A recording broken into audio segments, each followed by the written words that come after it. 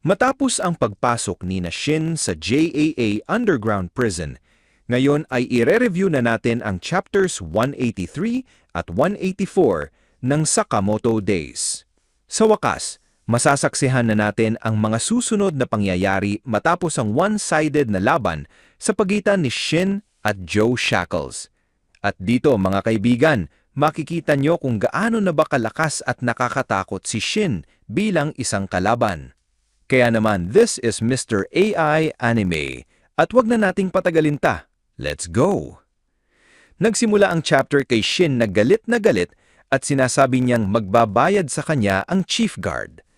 Tinanong naman ni Hizuki kung talagang malakas ba ang lalaking iyon. Sagot ni Boiled, kalimutan na daw nila yon dahil napakalayo ng agwat ng lakas ni Shin at ni Joe.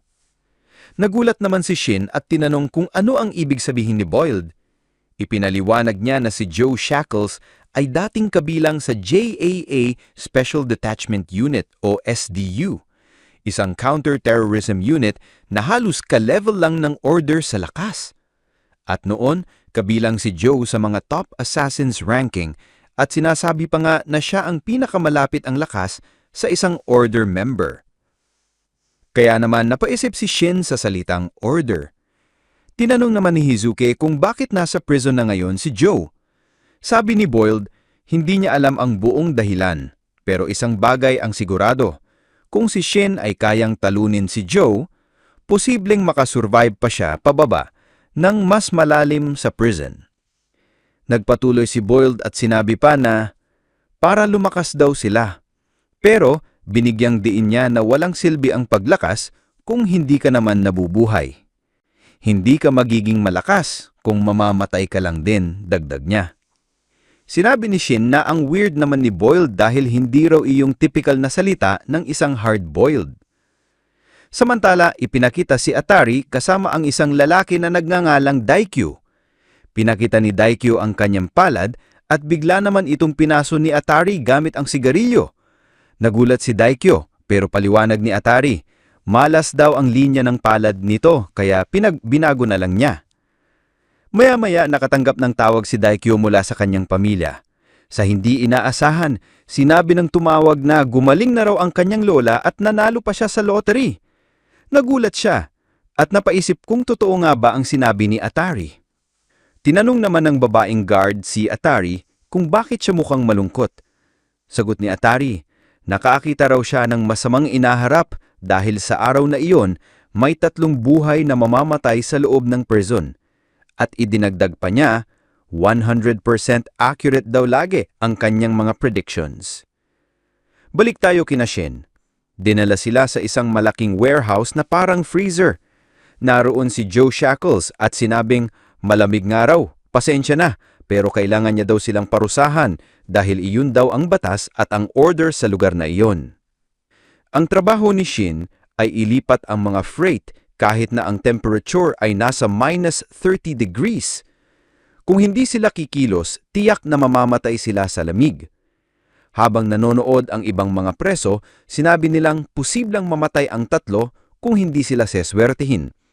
At base pa sa manipis nilang mga damit, siguradong nagyayelo na sila.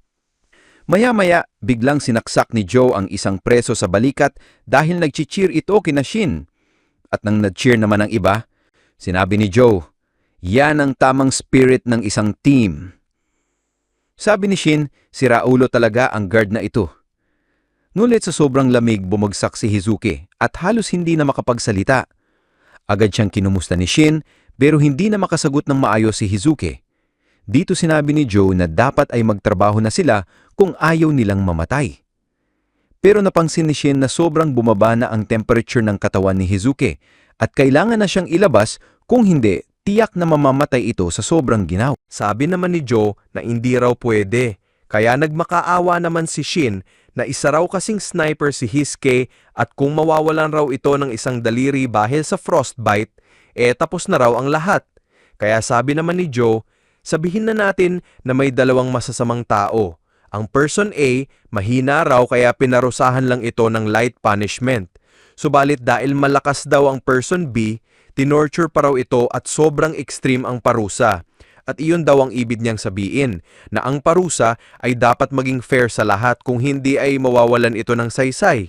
Kaya sabi naman ni Shin, pero wala namang ginawa kasalanan si Hiske, kaya siya na lang daw ang gagawa ng trabaho nito. Pero sabi naman ni Joe, sabihin na natin na may 2 tao na naka-homeroom duty at ang isa ay nakatulog. Habang nagsasalita pa si Joe, biglang sumabat si Shin. Natigilan na raw niya ang mga prinsipyo at tumahimik na lang. Kaya sabi naman ni Boyle, tama na bata, kung hindi natin matatapos ito ng maaga, mamamatay ang kaibigan mo. Makikita naman na namumuti na talaga ang mga mata ni Hiske, kaya binigay ni Shin ang kanyang jacket at binalot niya ang katawan nito. Sabi ni Shin, "Diyan ka lang muna Hiske, magiging madali lang ito." Habang giniginaw na sagot naman ni Hiske, "Ayos lang ako Shin." Ngunit sinaliwan ito ng insulto ni Joe, dahilan para tumalsik ito at magalit, sabay sabi na bakit siya sinusuway. Dahil sa stress, mas lalong sumakit daw ang kanyang gibig, kaya pagbabayaran daw ni Shin. Wala nang nagawa si Shin sapagkat pinosasa na siya rito. Sabi ni Joe, "Palamigin mo muna ang ulo mo bata." May isang lalaki naman ang nag-aalala kay Shin na baka mamatay ito kung ganun lang ang suot. Pero sabi ni Joe, "Huwag kang sumumbat kundi papatayin kita." Nasa gilid naman si Boyle at sa isip nito, nakakainis ka talaga bata. Nag-aalala rin si Hiske para kay Shin. Ngunit sabi pa ni Joe, dinadamay nyo lang ang isa't isa, para lang yan sa mga batang bumabagsak sa grades dahil nakikisama sa walang kwentang kaibigan. Maya-maya pa, inactivate ni Shin ang kanyang ability at pinahinto ang lalaki na nasa harap niya gamit ang telepathy. Natumba ito at sumandal sa isa pang lalaki na pinahinto rin ni Shin at dito nagsimula ang parang domino effect. Sunod-sunod na bumagsak ang mga tao hanggang sa may natamaan ng ladder at ang ladder naman ay tumumba sa may fridge. Nagkaroon ng chain reaction at sabi ni Shin, "Mamatay ka." Nabagsakan na ngayon si Joe ng mga nahulog na fridge. Nalaro ng mga nasa loob at tinanong kung ayos lang siya. Ngumiti lang si Hiske at natuwa sa ginawa ni Shin. Ngunit galit na galit si Joe. "Ano bang ginawa ng batang ito?" Tumawa lang si Shin. Ano bang magagawa ko? Natumba ka lang naman ng mag-isa kasi napaka-clumsy mo." Dali-daling tumayo si Joe at sumigaw, "Anong ginawa mo, sabi do?" Sagot ni Shin, "Sinabi ko na sa'yo, natapilo ka lang." Kaya sabi ni Joe, "Ano bang problema mo? Bakit ba gustong-gusto mong magpansin? Sa edad mong yan, huwag ka nang umasa na papampirin ka pa." Sagot ni Shin, "Sige, subukan mo." Ngunit sabi ni Hiske, "Wag Shin, nakaposas ka, halos hindi ka na makakilos." Sa pag-atake ni Joe, naiiwasan pa rin ito ni Shin. Kaya sabi ni Joe sa isip niya, "Kakaiba ito. Mula sa ganitong distansya, naiiwasan pa rin niya ang aking mga atake. Para bang nababasa niya ang hinaharap." Sabi naman ni Shin, "Ha? Ang bagal mo naman." Makikita na may kinuha si Hiske at inihagis kay Shin, isang frozen yellowtail na isda. Nasalo ito ni Shin at ginamit para hampasin si Joe. Hinawakan ni Joe ang kanyang ulo at naamoy ang isda. "Unlangsa! Ang isda ay hindi sandata! Mapapatay ka lang niyan, Shin." Ngunit sinabihan siya ni Boyle, "Hoy, Hiske, mag-iingat ka. Kung tutulungan mo siya, magbabayad ka rin yan." Sagot ni Hiske, "Wala akong pakialam. Ang buhay ng kaibigan ko ang nakataya dito." Matapos na magdesisyon si Boyle na tulungan si Shin, nagulat ito kung bakit napaka-hard-boiled ng mga batang ito. Bigla namang naglabas ng maraming posa si Joe at nagawa niyang gapusin at itali si Shin.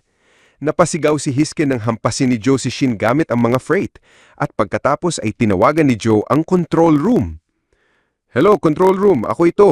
Ibagsak niyo ng temperatura dito sa warehouse ng 10 degrees. Humingi pa ng paumanhin si Joe kay Shin. "Inaasahan ko pa naman na mababago ka pa kita, pero sumusobra ka na." Sinubukan namang labanan ni Shin gamit ang kanyang ability, pero wala itong epekto at inatake pa rin siya ni Joe gamit ang frozen na isda. Nabanggit pa ni Joe na natutuwa siya ngayon dahil hindi raw niya sinamumuhian ang pagtotorture sa mga batang matitigas ang ulo gaya ni Shin. Habang unti-unting bumababa ang temperatura, ramdam na ni Shin mang pagyayelo ng kanyang katawan. Sinabi pa niya sa isip, "Kung makakawala lang sana ako sa posas na ito." Yakap naman siya ng mga salita ni Hiske. "Kaya mo yan, Shin! Ililigtas kita!"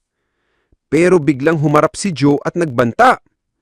Ngayon, paano kaya kita papatayin? Akala ni Shin matatamaan siya, pero biglang pumagitna si Boyd at isinakripisyo ang sarili. Nagulat si Shin sa ginawa niya. Sabi ni Joe, "Punong-puno na ako, Boyd. Pati ba ikaw? Alam mo naman kung ano mangyayari kapag sumobra ka, di ba?" Ngulit sagot ni Boyd, "Wala na akong pakialam." Dito ipinaliwanag ni Boyd na matapos siyang matalo noon ni Sakamoto, nag-iba ang lahat. Napunta siya sa mga illegal na trabaho at natuluyan sa kulungan ito. Pero nang makita niya ang pagkakaisa at pagpapalaban ni Shin para sa isa't isa, naalala niya kung ano ang tunay na ibig sabihin ng pagiging hard-boiled. Gamit ang lakas ng kanyang bare hands, pinunit ni Boyd ang mga posas at pinalaya si Shin. Namangha ang lahat sa lakas niya pero bumagsak din agad si Boyd. Sabi ni Shin, "Huwag ka munang susuko, Boyd!"